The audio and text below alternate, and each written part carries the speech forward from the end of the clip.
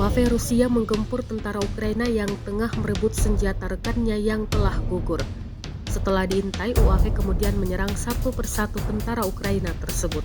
Rekamannya diunggah di Telegram pada Selasa 7 Januari 2025. Dalam keterangan unggahan disebutkan operator UAV Rusia menghancurkan 2 tentara Ukraina yang tersisa setelah serangan yang gagal di wilayah Kursk. Mereka berusaha merampas senjata dan barang milik saudara seperjuangan mereka sendiri yang telah meninggal, klaim militer Rusia. Rekamannya pun kini telah menuai berbagai komentar dari warganet. Он завернул. Вот он на велосипеде, спрятался. Им навстречу. Что он делает? Мародеры, я думаю, мародеры там. Получается, Да, сейчас точно координаты скину. ну, Забирают? конечно, 200.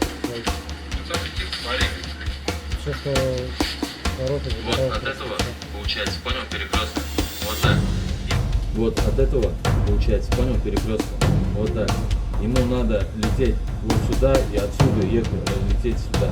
Ну, вот, где танк был подбит, они там деревья. Вы смотрите, короче, как раз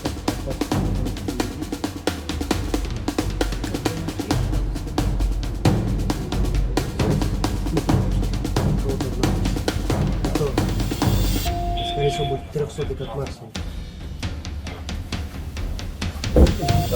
Они смотрят эту трансляцию. Они смотрят сами? Да. Сейчас всех его убьют.